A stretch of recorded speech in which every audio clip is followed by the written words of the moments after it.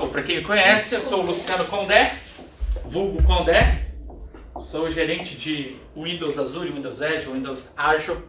O intuito aqui não é uma palestra, é sim exatamente uma mesa redonda que a gente possa colocar nossos temas ou observações em relação a ter modelos de negócio no uso de computação em nuvem.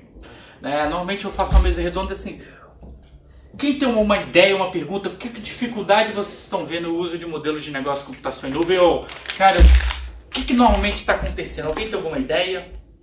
Alguma suposição, sugestão de tema? Isso. Então, até tem a ver com o que eu estava conversando com vocês na outra palestra sobre pricing e tudo mais. Pricing.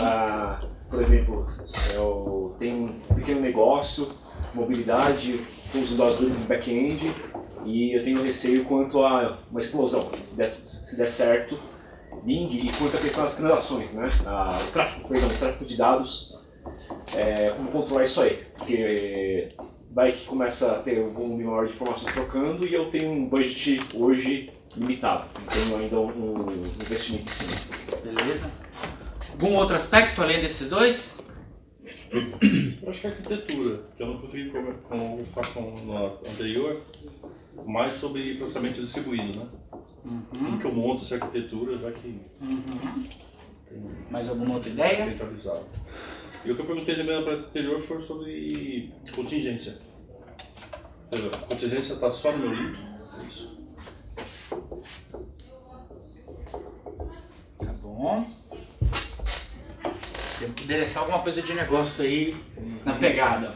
Alguma outra ideia? Por enquanto a gente está bem técnico ali. Vamos tentar achar mais uma. Alguma? Trabalhar onde? Natal. É você o de Natal? Meu querido de Natal, eu sabia que ia acertar o cara de Natal, né? Eu falei lá na frente sobre você, cadê o cara de Natal? Não tá passando calor aqui.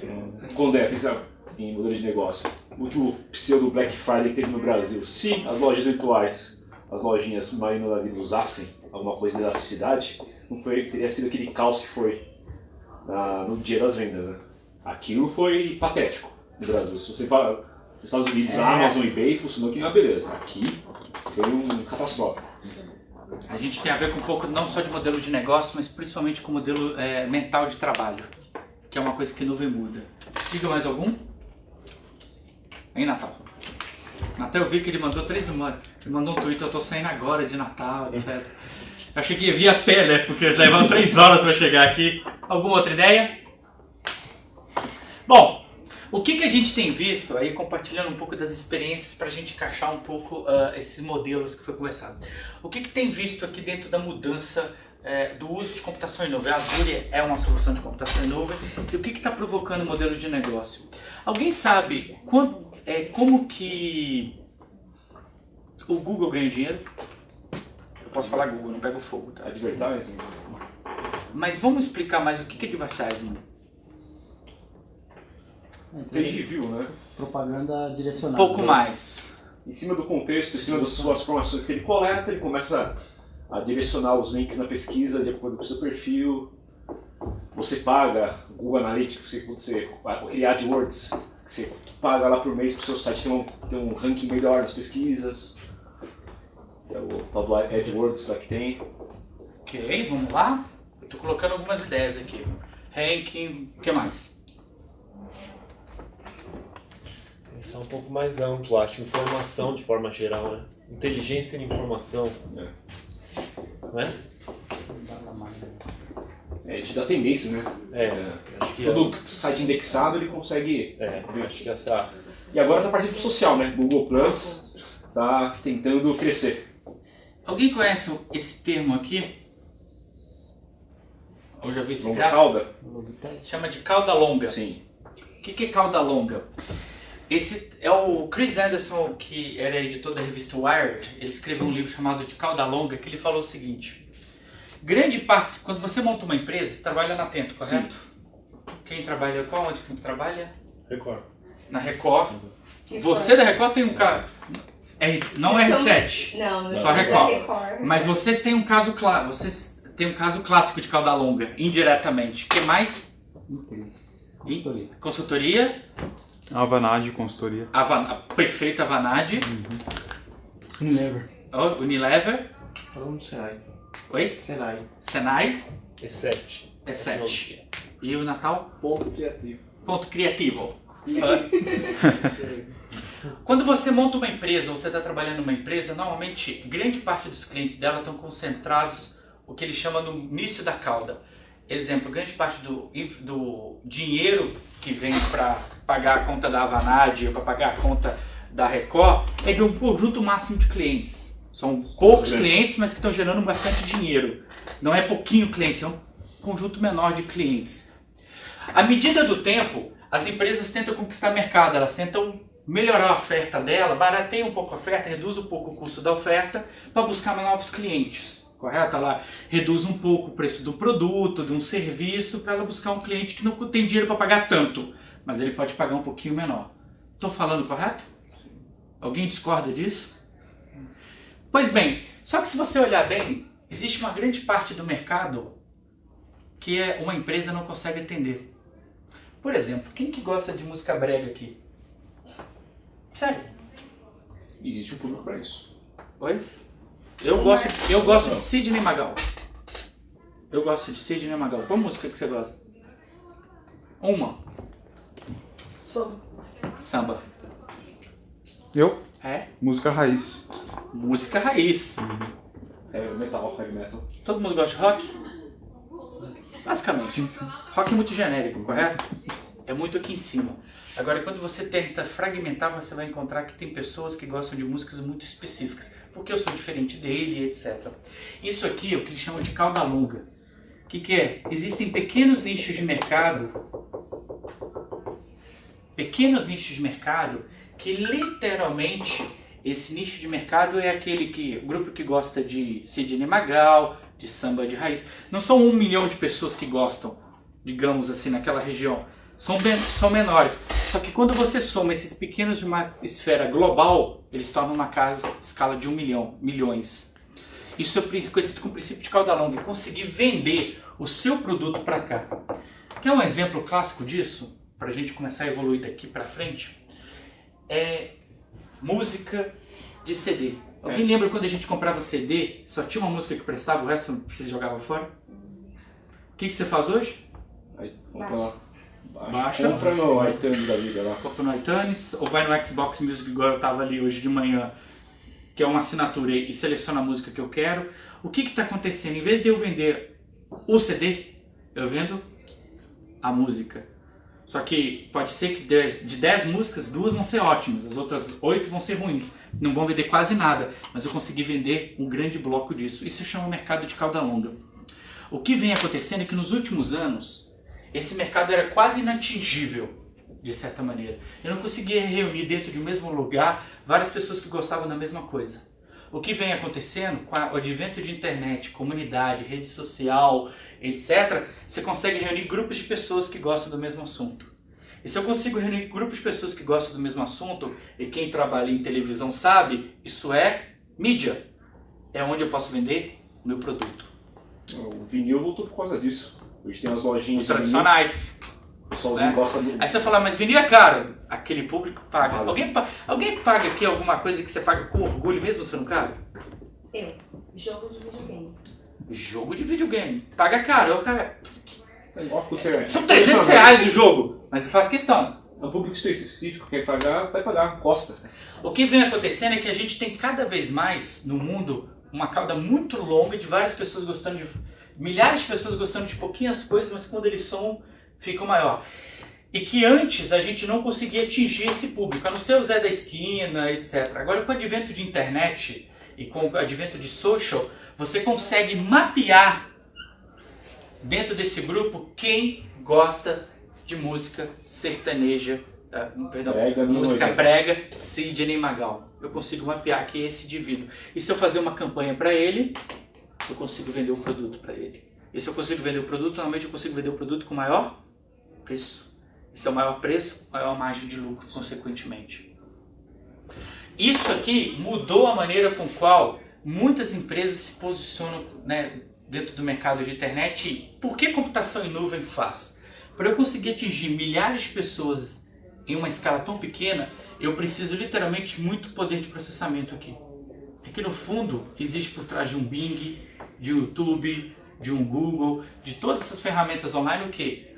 Vários servidores, grande quantidade de servidores, pegando esses dados e gerando o resultado deles para poder eu conseguir vender um produto específico para aquela pessoa naquele momento.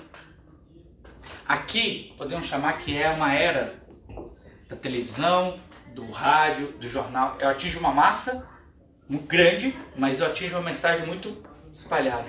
Aqui eu já consigo atingir uma mensagem mais reduzida, porém com mais foco. Quando eu perguntei em relação, por exemplo, ao Google, ao Bing, como que eles ganham dinheiro, na realidade eles ganham dinheiro com ranking direcionado. Eu direciono a campanha ou a propaganda para ela, porque ela está buscando videogame. Qual é o jogo que você gosta? Halo 4? Hã? Halo 4. Halo, sempre foi. É o que eu tô jogando agora. Então, eu consigo direcionar uma campanha para ela. E como nós posicionamos isso? Se você olhar dentro do espectro portfólio Microsoft e, consequentemente, negócios Microsoft, você tem vários tipos de parceiros, ou basicamente 3 tipos de parceiros para atender os clientes. Você tem os parceiros que a gente chama de licenciamento, LARS, aquele que vende caixinha, que chega lá na Record e fala assim, olha, tá aqui o meu contrato de Office, de Windows, né, pra gente assinar, etc. Ou vai no Atento, por exemplo. Você tem o parceiro de consultoria, que ele vai tentar vender um projeto lá, uma Vanad, por exemplo, diretamente é um parceiro de consultoria da Microsoft. E você tem aqui, por exemplo, parceiros de treinamento, né, vende o treinamento especificamente para isso. Né, você tem parceiros aqui que são mais software factories, ou seja, mas na realidade você tem um conjunto específico de parceiros que estão atendendo aonde? Essa camada. O que está surgindo indiretamente é um outro tipo de parceiro chamado de CSV, Cloud Service Vendor. O que é um Cloud Service Vendor? É um parceiro ou uma empresa que montou um negócio baseado em nuvem. Quer um exemplo clássico? Um simples site de venda de ingresso, ou até mesmo o que está acontecendo no mercado, vocês podem começar a ver, existem sites que estão montando, né, empresas que estão montando consultoria online de tecnologia. O cara entra, paga um valor, manda uma pergunta, o cara responde, gera resultado e ele vai pagando por transação. Como ele vai pagando por transação? Ele vai pagando na casa de centavos aquela transação, das trocas de e-mails que ele vai acontecendo para ele obter aquele resultado que tem. O que na realidade eu estou atingindo? Aquela cauda longa de pessoas com várias dúvidas. Agora, quando eu somo milhares de reais de cada pessoa, eu tenho uma tendência de mercado. E aonde entra essas perguntas de vocês? Primeiramente, como é que eu monto uma arquitetura para suportar milhões de usuários ou milhares de usuários vindo acessar? Você tem que pensar no modelo arquitetônico para isso. E o modelo arquitetônico de nuvem é exatamente você conseguir receber milhares de usuários simultaneamente dentro e dividir essa carga de trabalho entre os múltiplos servidores. O que significa isso? Se eu vou até receber milhares de usuários que querem comprar a música do Sidney Magal, milhares de usuários que querem comprar Halo, ou milhares de usuários que estão fazendo perguntas de consultoria, de trabalho, de projeto, eu preciso dividir a carga de trabalho entre eles. Né? Como que eu faço isso? Eu vou comprar um servidor gigante? O servidor gigante não resolve mais. Você tem que, na realidade, distribuir. É isso que a gente faz aqui. Eu não estou colocando vocês no auditório 1, no auditório 2, no auditório 3, porque todo mundo está fazendo alguma coisa ao mesmo tempo. Isso chama distribuição de carga. A ideia por trás de nuvem, quando você montar alguma coisa, um modelo de negócio, a arquitetura vai estar muito vinculada com o modelo de negócio. Se eu quero montar um modelo de atender milhares de usuários ou milhões de usuários, ou vou trabalhar numa consultoria, um projeto que vai vender alguma coisa, eu preciso começar a pensar que a arquitetura está desenhada junto com a business. Qual modelo de negócio você quer, para qual arquitetura você desenha? Faz sentido o que eu estou dizendo? Alguma dúvida, chateação, depressão, frustração, reclamação salarial? Pois bem. Primeiro tópico muito importante disso aqui. A arquitetura tem que estar alinhada ultimamente com isso. Cada vez mais, o arquiteto ou a pessoa que tem esse perfil dentro da organização de modelar a ideia, Ele vai modelar a ideia e modelar junto ao business. Não é uma coisa assim, vai lá agora e faz o site, tá? Tá pronto. Aqui, eu quero que aqui o layout, pronto, faz. Quantos usuários pode caber? Não sei. Então, como que você não sabe? Eu preciso ou estimar, ou eu preciso contratar alguma coisa de nuvem para começar pequeno, e se eu precisar, eu estico. Se eu não preciso mais naquele momento, eu encolho no efeito elástico. O Windows Azure, quando você projeta uma aplicação ou usa aquele serviço que foi mostrado aí durante o evento, você literalmente consegue aumentar ou reduzir a quantidade, por exemplo, de servidores usando o efeito elástico. Eu aumento aquela quantidade ou reduzo aquela quantidade quando eu preciso. Qual é a boa técnica? Distribuição de carga, quando a gente fala de arquitetura. Eu distribuí aquela carga entre os múltiplos servidores, entre as múltiplas instâncias. Mas para isso eu tenho que estar alinhado ao modelo de negócio. Pode acontecer, por exemplo, uma consultoria como a Avanad, ele está trabalhando num projeto que não são milhões de usuários, são usuários muito mais específicos. Mas aí que tipo de informação eles estão buscando para ver se o modelo é aderente ou não? Qual é o modelo de negócio ou qual o modelo de aplicação com o qual eu tenho que montar para atender aquilo? Tá claro? Mais alguma pergunta específica à arquitetura? Então, o que eu vejo que muda muito a arquitetura é a questão assim, para suportar a elasticidade, partir para o NoSQL, né, dados estruturados, trabalhar com serviços de fila, trabalhar com processos de background, que assim, não é que a arquitetura clássica tem camadas que se usa muito nas empresas ainda, de banco relacional, que não suporta esse espelhamento. Eu normalmente tenho uma coisa, alguém lembra disso aqui? Antigo MTS, com Plus e... Alguém lembra disso? Windows DNA, Distributed Network Architecture. É o modelo que você tinha camada de frente, processamento e armazenamento. É um modelo que está todo mundo ainda concentrado nessa maneira. Quando você pensar em computação em nuvem, quando você tem um modelo de negócio associado a isso, você tem que pensar que você vai distribuir carga. Distribuir em vários servidores, você vai ter que às vezes servidores colocar dentro de uma fila. E aí nessa fila tem processos de background, retirando dessa fila para realizar determinada transação. Por exemplo, qual é o modelo de negócio de um site que vende ingresso? Vender ingresso rápido. Sim. Se um site que vende ingresso ele fica fora do ar durante algum tempo, ele pode dar problema. Consequentemente, ele vai dar prejuízo. Bom, caso clássico, então, se não sabem, o Rock in Rio, que foi a venda de ingresso que aconteceu no ano de 2011, rodou em Azure. Eles estavam com aquele momento, mais ou menos, quando eles colocaram o site no ar e começou o processo de venda, mais ou menos com 25 mil acessos por segundo aos servidores. Eles tinham 5 servidores e eles estavam recebendo 25 mil acessos em cada um dos servidores. Eles pularam em 15 minutos de 5 para 15 servidores para reduzir a carga. E eles trabalharam com sistema de fila, então quando o cara comprava o ingresso, na verdade ele não comprava, ele entrava numa fila para ser processado no cartão. Porque se você pegar aqui, eu quero processar direto, primeiro que o operador de cartão não aguenta, né? Porque ela não só atende você. Segundo, né? Porque se demora um, você está travando e esperando o outro. Consequentemente, você gera um efeito cascata, um efeito bola em cima do trabalho. Então, qual a arquitetura deles? Qual é o modelo de negócio? Vender ingresso rápido. Como que a gente faz? Captura a entrada de ingressos, coloca numa fila e coloca um processo para rodar por trás para retirar daquela fila. São princípios tecnológicos clássicos que a gente pode utilizar quando a gente começa a ver que se eu não alinhar a arquitetura ao modelo de negócio, significa que literalmente eu posso estar fazendo algo que não está aderente a isso.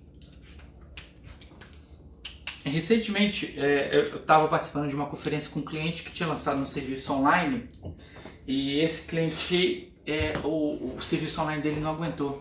Ele tinha realmente bastante máquina, mas ele fez uma tecnologia de um modelo que dependia tudo da máquina. Então se precisasse pegar a máquina e distribuir em várias máquinas para aumentar a escala, não conseguia. A aplicação dele era dependente especificamente daquela máquina. E o que ele fazia? Comprava uma máquina maior. Só que você chega um momento que é limitado. Não tem como. Você pode comprar 64, 38, 128, 256 processadores. A aplicação também tem que estar apta a usar aquilo. Não adianta você colocar mais processador, mais memória, mais disco, se a capacidade da máquina está reduzida. André, se seria o caso, se tivesse uma aplicação no cloud, de qual o meu storage de dados fosse um SQL database, teria esse problema, né? Porque eu tenho um SQL database. Não teria se você, por exemplo, reduzisse a transação em cima dele. Né? Sim, então, exatamente. Se eu fosse depender, a transação fosse dependente... Se você pegar todo mundo e ficar jogando pro banco aqui, você tem um problema. Você tem um problema de gargalo. Agora, se você jogasse por uma fila e faz... Quando vocês vão no banco, o que tem lá no banco? Fila. O que eles fazem? Eles colocam vários atendentes. Quer dizer, em teoria colocam vários, né? Eles colocam dois. Mas eles colocam vários atendentes. Vamos acreditar que esse é o mundo ideal. Eles colocam vários... Oi? Tô chegando aqui de novo. Ah, tudo bem. Eles colocam vários atendentes e montam uma fila. Aí cada atendente que entra, pega alguém. Tá? Quando tá todo mundo ativo, a fila anda bem rápido. Ou seja, você pode aumentar a quantidade de processos ali, né? Os processos que rodam em background, né? Por trás dos panos, ou pano de fundo, que ele vai consultar o banco. Então você está reduzindo o gargalo no banco e está aumentando a entrada. Coloca a pessoa jogando numa fila. Fila tem um processamento. O que requer cada vez mais da gente é que quando a gente pensar em cloud, a palavra como arquitetura, desenho de arquitetura é a chave. Porque não é simplesmente pegar lata por lata para jogar. Né? Apesar que eu faço uma demo simples de IaaS, né? Next, Finish, né? Aquilo ali é no IaaS, mas quando você realmente quer pensar em uma coisa mais estruturada, algo que você esteja pensando em criar novo, você tem que começar a pensar em uso de plataforma, como vocês dizem. Qual que é o resultado que a gente tem aqui? Seria um modelo que você poderia pensar. A maioria das empresas, como nós profissionais de TI, é importante que às vezes o modelo que a gente pensa não é estruturado para dividir grande carga, para aumentar um volume para atender o negócio. Eu fiz a piada hoje de manhã, lembra qual era a piada do almoço? Quem já parou o sistema na hora do almoço? Tá? Por que você para o sistema na hora do almoço? Para poder dar menos prejuízo ao negócio. Mas você tem prejuízo. Tá? Você tem que pagar hora extra, em teoria. Né? Mas você tem que ter o prejuízo. O que começa a pensar em computação em nuvem? Você dividir a carga para você não ter prejuízo. Hoje, quanto mais tempo você fica parado, mais prejuízo você vai acumulando. Dentro de televisão tem um sistema chamado minutagem, não tem? Tem. Por quê? Explica para os outros o que é minutagem. Eu já trabalhei esse sistema de minutagem. Não, na verdade, eu trabalho com essa minutagem direta. Eu não vou saber explicar detalhamento. Mas por que ele é igual existe? um billing de celular, né? O que a TV vende? Minutos. Espaço. Cada minuto para eles é dinheiro, correto? Qual que é o principal programa, o principal de Ibope lá, de audiência? É o Jornal da Record? Não, o Hoje do Marcelo Rezende lá. é do Balanço Geral, acho. O jornal do Marcelo Rezende lá. Bem às 6 horas da tarde, né? Cidade Alerta. É o Cidade Alerta, né? Cidade Alerta. Então assim, 6 horas da tarde, hora de pico. Imagine um minuto que eles perdem, é faturamento que é perdido. A televisão sente isso claramente, por quê? Porque um minuto de audiência perdida é um minuto de dinheiro perdido, consequentemente. Na internet, ou quando você começa a pensar o uso de computação em nuvem, para você aguentar a escala, é o mesmo princípio. Um minuto que você perde é um clique que o cliente está indo para outra loja. Alguém já tentou comprar em uma loja que não funcionou, o que você faz? Você vai para outra imediatamente. Eu sei que, por exemplo, tem um projeto de Azure com a Vanad que acontece no cliente no SBC ou São Bernardo do Campo, né? O ABC Paulista, ele tem uma loja virtual. Por que ele precisa migrar? Porque cada vez que ele para, perde dinheiro. Tá claro? Então, arquitetura, modelos de negócio, são coisas. A computação em nuvem pode ajudar muito? Pode.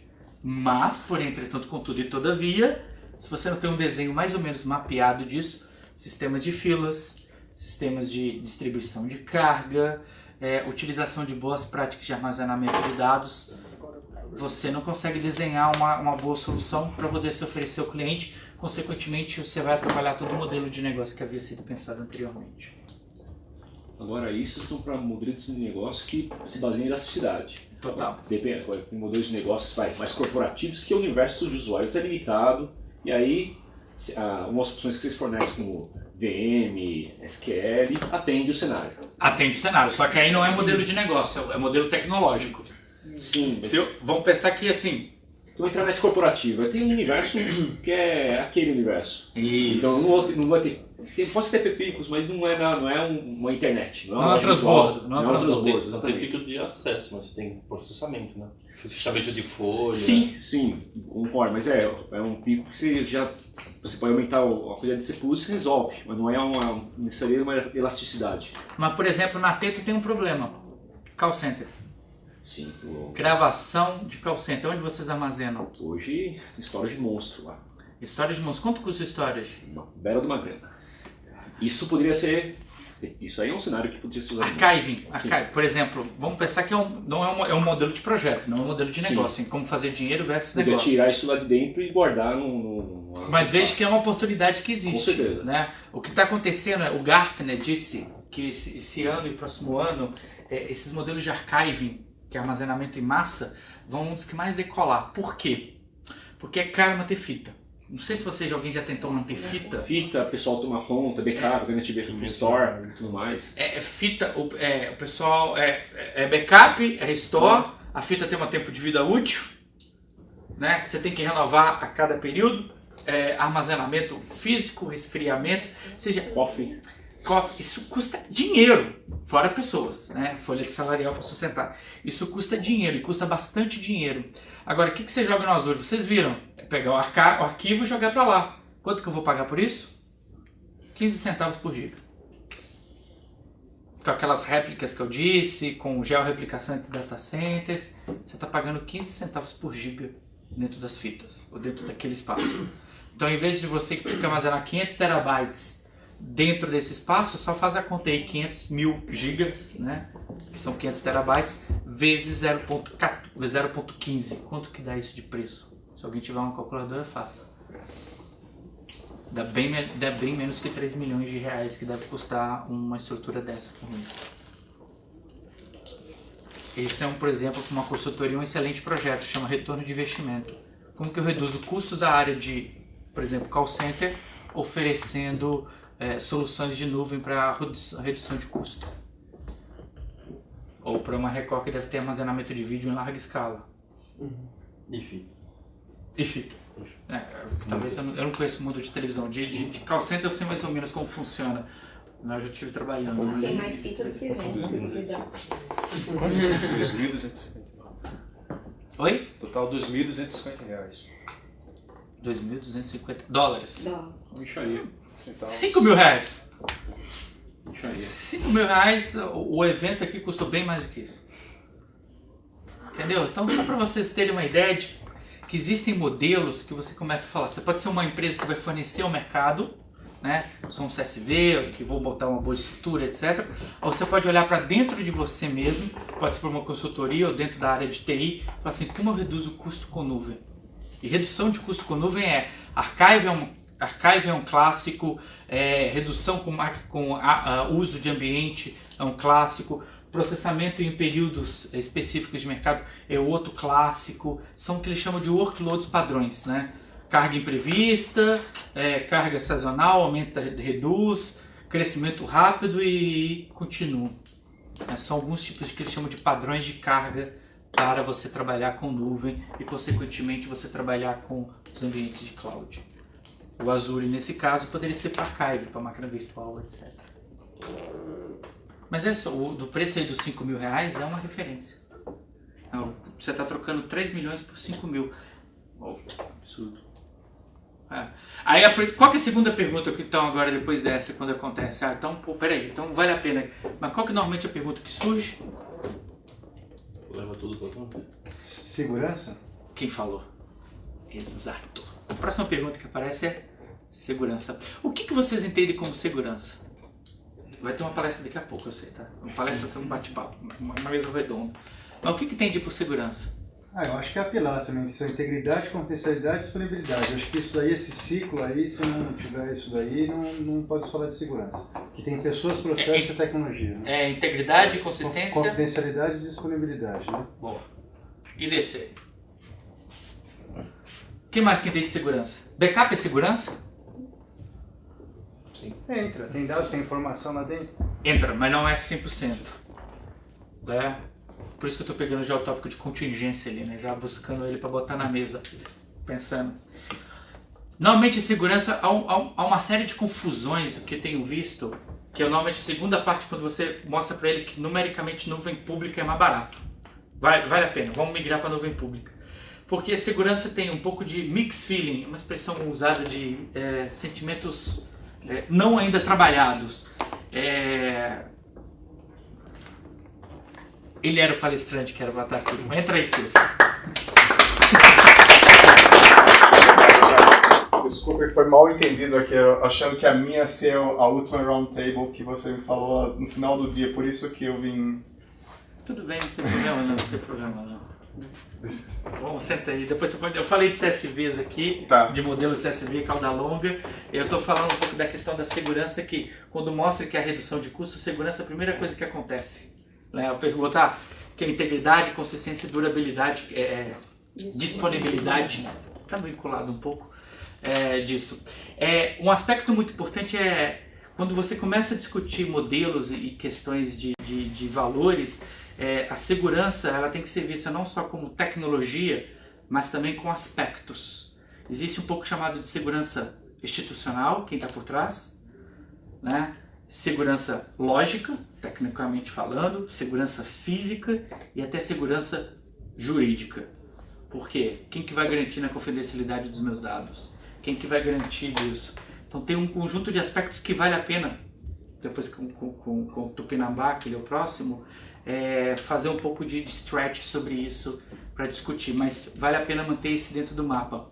Porque quando você começa a pensar em modelos de nuvem, literalmente você está pensando em modelos de alta escala e provavelmente utilização de ambientes públicos, vamos chamar assim de ambientes não internos. A pergunta de segurança é a primeira que surge e é importante remover um pouco de mixed feeling em relação a isso.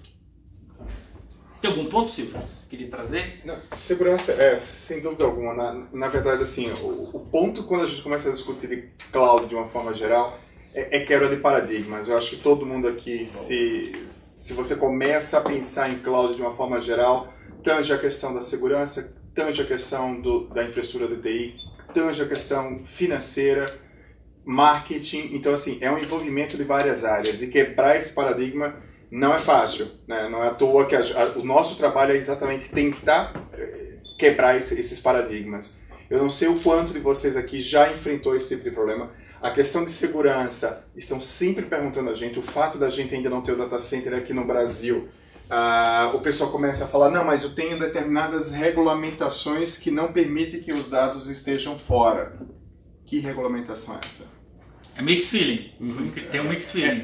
Assim, não existe ainda uma lei clara que especifica que informação tem que estar dentro ou fora do Brasil. Você vai na esfera federal, o pessoal fala, não vou fazer nada enquanto não tiver uma definição. Vai na esfera estadual, o pessoal fala, como não tem nenhuma definição, eu faço o que eu quiser. Vai na esfera municipal, fala, quanto é que é? Ah, é isso aqui? Tá valendo. Tá na nuvem? Vamos embora. Então, assim, não existe um padrão em relação a isso. Sem dúvida alguma, são quebra de paradigmas. Onde é que o dado está mais seguro? Está mais seguro no data center categoria 5, que tem ISO 27002, segue todos os padrões de segurança, que o Pentágono guarda informações lá, o governo americano guarda informações lá, ou é o computador embaixo da mesa?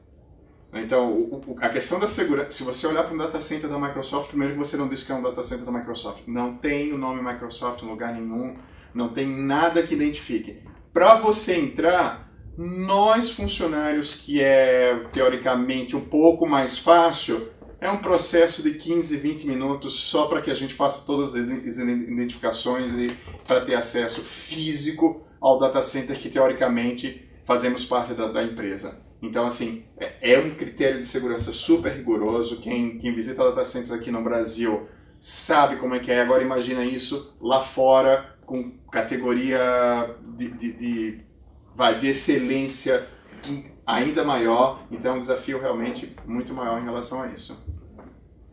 Como foi que surgiu a questão da segurança? Não, é que o ponto foi que eles colocaram alguns aspectos técnicos aqui sobre pricing, tráfego de dados, arquitetura e contingência vinculado à questão de business.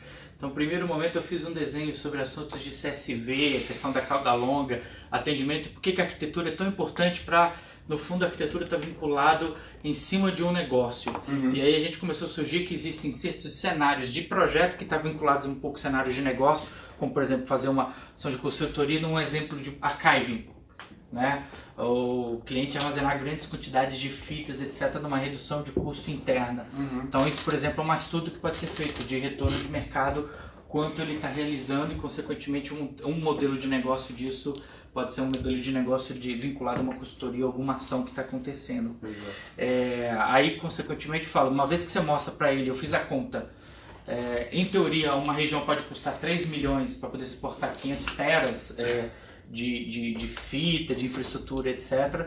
Aí nós fizemos a mesma conta quanto isso chegaria no Azure. Ele fez a conta que ficou 5 mil reais. Aí eu falei, é o diferencial. Aí eu falei, qual é a segunda parte da pergunta? Eu sei que você já deve ter citado que é uma Talvez não coisa sei. super engraçada. Esse era o relação tópico. ao Black Friday. Acho que pode, não citei ainda, deve estar na fila.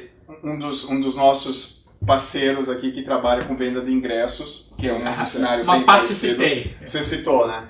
E ele tinha que vender. Ele falou, olha, eu preciso de 500 mil acessos em menos de 1 hora. E aí, como é que a gente faz? Como é que a gente faz? Minha infraestrutura tá lá. Eu tenho 1,5 milhão de servidores virtuais prontos para você usar a hora que você quiser. E aí o cara falou, ó, comecei com 4, deu 15 minutos, começou a abrir o bico. Coloquei mais 20. Funcionou, vendi tudo. Só desliguei ele 6 horas depois. Ele deve ter pago mais ou menos uns 500 reais. Rindo, né? Rindo. Falar, meu site não caiu, consegui vender tudo e paguei 500 reais. E esse é um cenário ótimo para o uso de um poder computacional que quase ninguém tem. Eu falei hoje da Shop Delivery. Posso perguntar uma coisa para vocês? Shop Delivery. Pode falar. Vocês falando em relação a esse cenário aí eu vou mudar um pouquinho o assunto. Diga. A Globo, por exemplo, né, ela, para atender o Big Brother aí, eu sei porque não sei se vocês conhecem o F5, um acelerador, um appliance, né, para esse tipo de demanda. A gente está falando de processamento, de memória, de storage, enfim. Mas o caso do entregável ali, né? Durante 3 meses vai rolar ali o Big Brother, enfim. Eles compraram vários appliances desse acelerador. Talvez não seria até o caso se fosse uma coisa específica ou só jogar no caso do ingresso também. Eu sei que tem relação ao custo. Mas é porque entrega, você falou de mudar, né? De um cenário para o outro, o cara não conseguiu comprar aqui, ele vai para um outro local comprar. Como fica esse aspecto em relação ao Azure, em relação a isso? A essa entrega ser mais rápida, aceleração? Eu não vi nenhuma palestra que hoje falando sobre isso. Entrega do quê? Então, digo entregável, ficar mais rápido, assim, aceleração web, F5, Riverbed, enfim, tem vários. Você tocou um ponto bem específico e que a gente tem que ter cuidado quando vai falar, que é a entrega de vídeo, que gera uma demanda. Então, no aspecto geral, né, analisando o que o Big IP, o que o F5 faz especificamente, ele é um hardware específico para isso. Então, ele já tem uma larga vantagem em relação a isso, que proporciona o quê? Uma distribuição mais eficiente de carga, etc, etc, do ponto de vista de segurança. O nosso data center, eles estão distribuídos, não sei se você já falou isso, 8 data centers. dos 8 data centers, que na maioria está no hemisfério norte. Eu já falei do nó de São Paulo também. Temos a CDN aqui no Brasil. Legal. Então, CDN é um ponto de presença interessante. Qual é o grande problema da gente? Ainda é a última milha. Né? Então tem um problema estrutural, né? Tem um problema de a última milha é a sua casa. A infra, né? Nessa informação.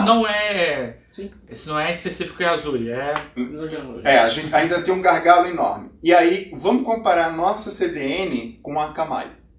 Tá? Por que eu estou falando isso? Porque é o cara que mais se usa para fazer esse tipo de distribuição. A Akamai... Eu vou ter que ir para outra região. Então, tá bom. Tá? Então, gente, ele vai continuar e eu preciso ir para só verificar outro incidente aqui. Tá bom? Com licença. Obrigado, Condé. Desculpa, tá? Não, tudo bem. É que você também acha que tem 5 minutos para terminar. Ah, legal.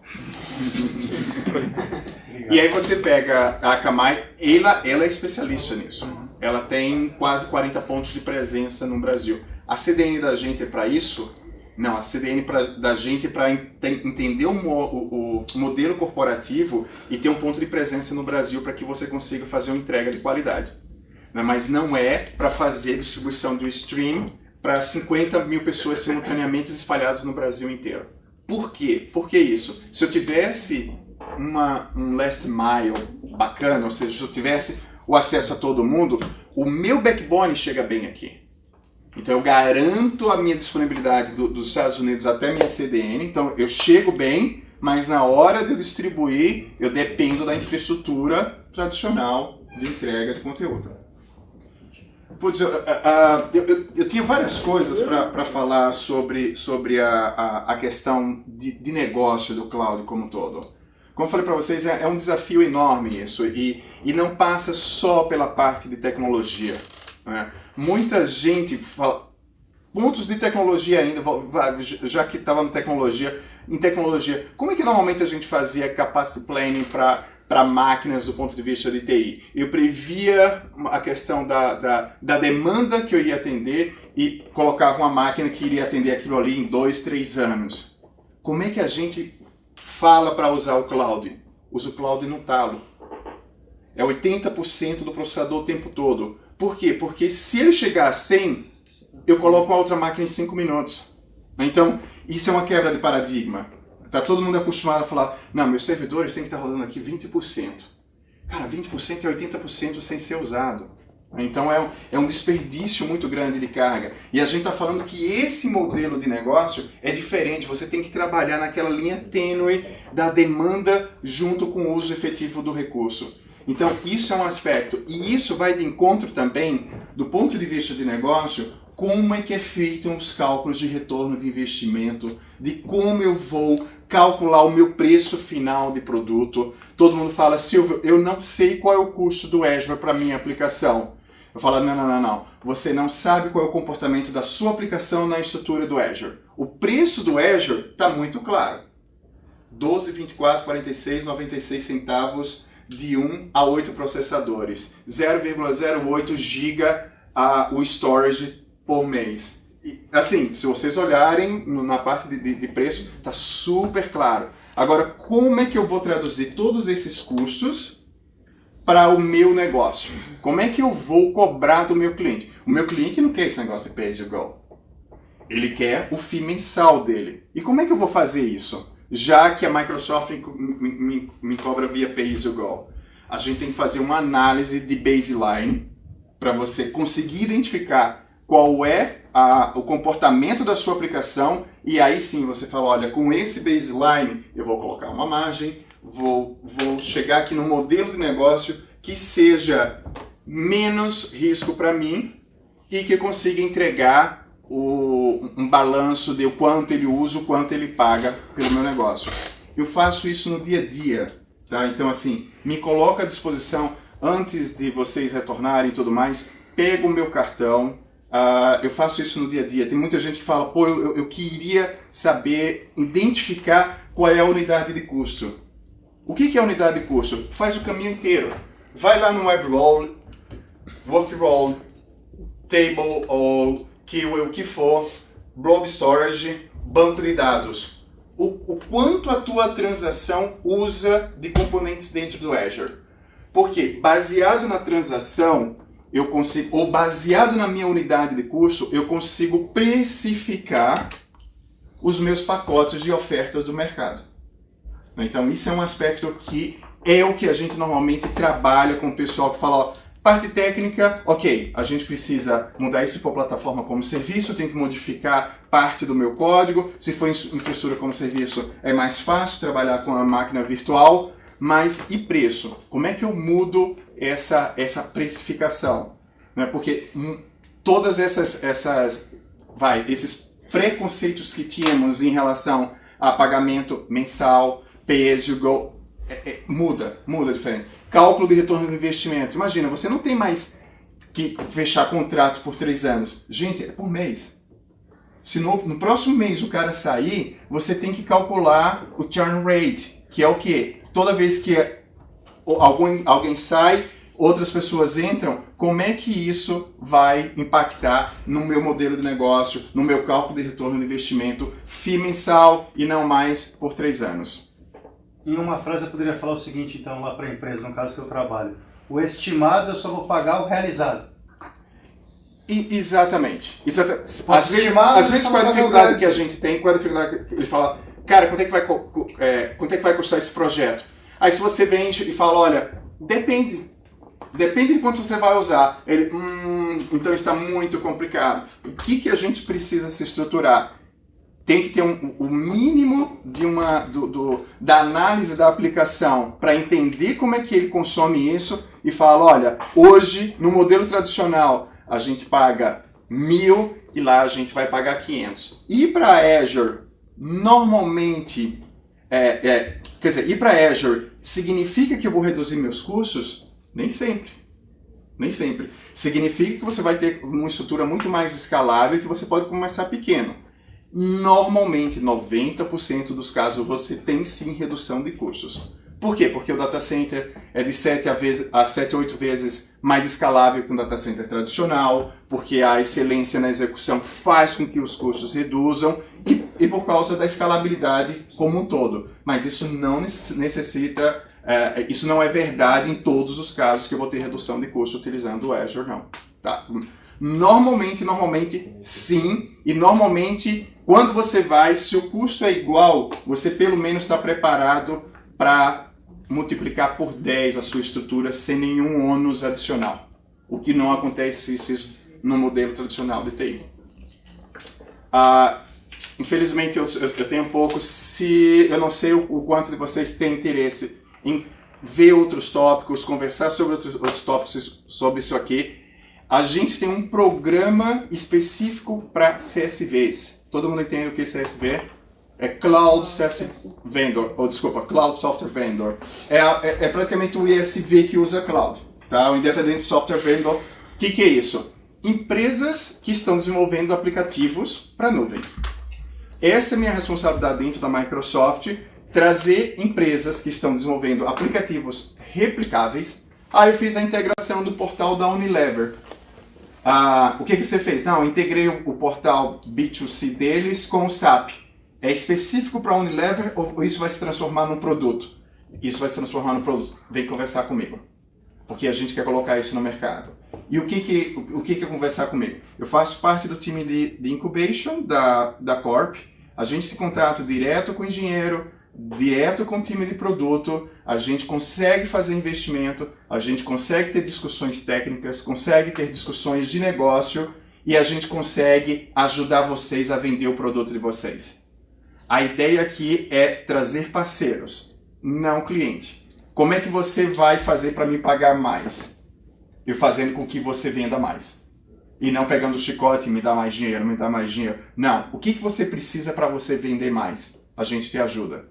É fazer um evento aqui no auditório, é para o MTC, é fazer ir junto com vocês para um cliente. É isso que vocês precisam, é isso que o grupo da gente está fazendo com os parceiros que a gente está trabalhando. A gente tem 170 parceiros, praticamente 2, 3 pessoas para cuidar disso aqui, mas vocês vão ser super bem-vindos se vocês tiverem aplicativos que vocês estão desenvolvendo e queiram entrar mais detalhes, queiram mais suporte em relação a isso. Mobilidade também? Envolve cloud também? Boa! Cara, a tríade, a senha, vou dar a dica para vocês, a senha é Windows Phone, Windows 8 e Azure, tá? Quem tiver fazendo essa tríade vai ter toda a atenção do grupo de novas tecnologias, que é o grupo que eu faço parte, e da Microsoft de uma forma geral. Tá todo mundo vendo isso aí. Ok? Mais perguntas? Bom, vamos fazer só encerrar a gravação e liberar o pessoal para o break. Claro. Quem quiser aproveitar pode ficar fazendo uma discussão com você aí. Opa, perfeito. Por meia hora. Será um prazer. Beleza, gente. Então Obrigado. tá. Obrigado, hein?